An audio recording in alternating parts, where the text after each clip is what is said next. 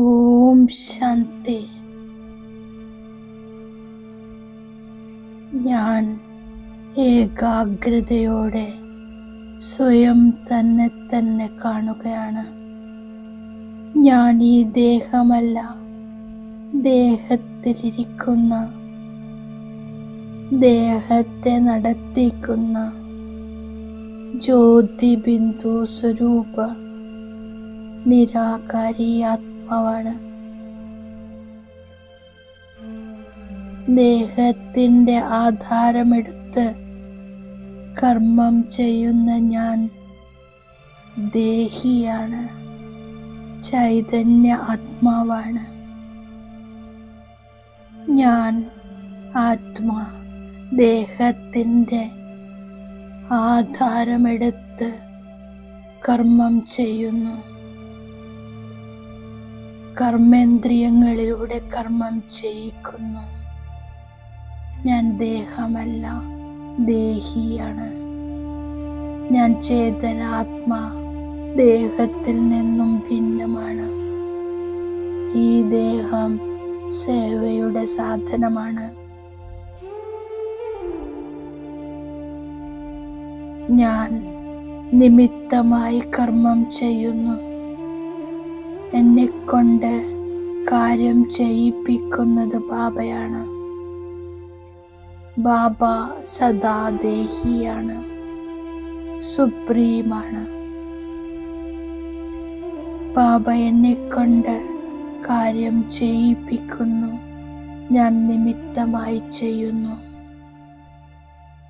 ഈ സ്മൃതിയിലൂടെ ദേഹാഭിമാനത്തിൻ്റെ ത്യാഗം ചെയ്ത് ദേഹി അഭിമാനി സ്ഥിതിയിൽ സ്ഥിതമായി ഞാൻ ഉയർന്ന സമാനത്തിലിരിക്കുന്നു.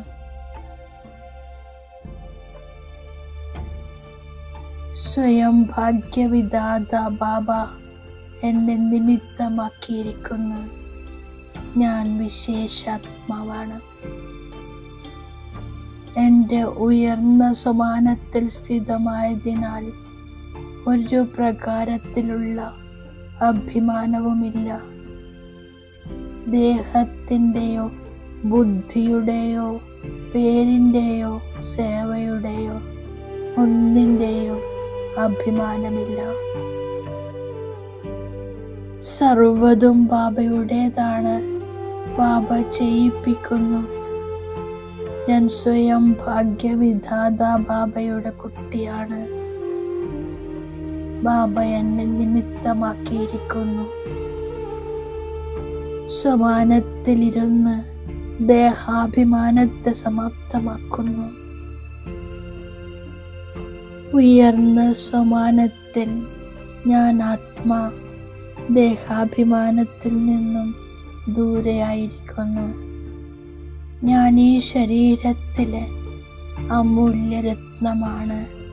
ശക്തി സ്വരൂപ ആത്മാവാണ്. പരമാത്മാ പിതാ ശിവന്റെ സന്താനമാണ്. സർവശക്തിവാൻ വിഘ്നവിനാശക് ബാബ എൻ്റെ കൂടെയുണ്ട്. അതിനാൽ ഏത് വിഘ്നങ്ങളും എന്നെ ഇളക്കാൻ സാധ്യമല്ല. വിഘ്നവും പരിവർത്തനമായി ബാബയുടെ കൂടെ ഇരിക്കാനുള്ള സാധനമാകുന്നു. സദൈവ സ്മൃതി സ്വരൂപമായി അജൽ അഡോളായി വിഘ്നജീത്താകുന്നു. ഞാൻ ഉത്സാഹത്തോടെ മുമ്പോട്ടു പോകുന്നു. ഞാൻ വിഘ്നവിനാശകാത്മാവാണ്. സദാ കല്യാണകാരി ബാബയുടെ ഓർമ്മയിൽ ഏകരസമായി നടന്നുകൊണ്ടിരിക്കുന്നു. യോഗബലത്തിലൂടെ മായയുടെ വിഘ്നങ്ങളിൽ നിന്നും സംരക്ഷിതമായിരിക്കുന്നു. ഭാരതത്തെ സ്വർഗമാക്കി മാറ്റുന്നു. മായയുടെ ഏറ്റവും വലിയ വിഘ്നമാണ് ദേഹാഭിമാനത്തിൽ വന്ന് നാമരൂപത്തിൽ കുടുങ്ങുക എന്നത്. ദേഹി അഭിമാനിയായിരിക്കുമ്പോൾ സേവനത്തിൽ ഉന്നതി ഉണ്ടാകുന്നു. പരംപിത പരമാത്മാവ് കുട്ടികൾക്ക് സമ്പത്ത് നൽകാനായി വന്നിരിക്കുകയാണ്. ബാബ ഓർമ്മയുടെ യാത്രയും രാജയോഗവും പഠിപ്പിക്കുന്നു.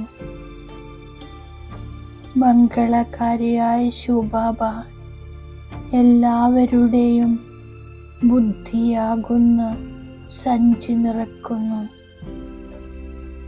ബാബ ഇടയ്ക്കിടെ പറയുന്നു, അച്ഛനെ ഓർമ്മിക്കൂ. എന്നാൽ ദേഹാഭിമാനത്തിൽ വരുമ്പോൾ അടികൊള്ളേണ്ടി വരുന്നു. അതിനാൽ ദേഹി അഭിമാനിയായി മാറുന്നു. അപ്പോൾ ബാബയുടെ ഓർമ്മയുണ്ടാകുന്നു. സേവനത്തിൽ ഉന്നതി ഉണ്ടായിരിക്കണം. എല്ലാവർക്കും എങ്ങനെ വഴി പറഞ്ഞു കൊടുക്കണമെന്നുള്ള ചിന്തയുണ്ടാകുന്നു. ബാബ മനസ്സിലാക്കി തരുന്നു, കുട്ടികളെ നാമരൂപത്തിൽ കുടുങ്ങരുത്. മായ ഒരുപാട് ചതിക്കുന്നു. പരസ്പരം പ്രിയതമനും പ്രിയതമയുമായി മാറരുത്. മായ ഒരുപാട് കുടുക്കാൻ ശ്രമിക്കുന്നു, എന്നാൽ നമ്മൾ കുടുങ്ങുന്നില്ല, ദേഹാഭിമാനത്തിൽ വരുന്നില്ല. സ്വയത്തെ ആത്മാവാണെന്ന് മനസ്സിലാക്കി ബാബയെ ഓർമ്മിക്കുന്നു. മായയുടെ ചതിയിൽ നിന്നും രക്ഷപ്പെട്ടിരിക്കുന്നു. ബാബ കുട്ടികളെ പൂക്കളാക്കി മാറ്റാനായി വന്നിരിക്കുകയാണ്. സമയം കുറച്ചേയുള്ളൂ. ബാബയുടെ മുരളി കേൾക്കുകയാണെങ്കിൽ ഉത്സാഹത്തിലേക്ക് വരൂ. ബാബയുടെ നിർദ്ദേശമാണ്, നിങ്ങൾ യുദ്ധത്തിൻ്റെ മൈതാനത്തിലാണ്. നിങ്ങളുടെ യുദ്ധം മായയാകുന്ന രാവണനോടാണ്. ഒരുപാട് വിഘ്നമുണ്ടാകുന്നു. അതിനാൽ വളരെ ശ്രദ്ധയോടെ ഇരിക്കണം. അവനവൻ്റെ ഉന്നതിയെക്കുറിച്ച് ചിന്തിക്കണം. ഞാൻ ബാബ തന്നിരിക്കുന്ന വരദാനത്തിൻ്റെ സ്വരൂപമാകുന്നു. ദേഹാഭിമാനത്തിൻ്റെ ത്യാഗത്തിലൂടെ ശ്രേഷ്ഠ ഭാഗ്യമുണ്ടാക്കുന്നവരായ സർവസിദ്ധി സ്വരൂപമാകുന്നു.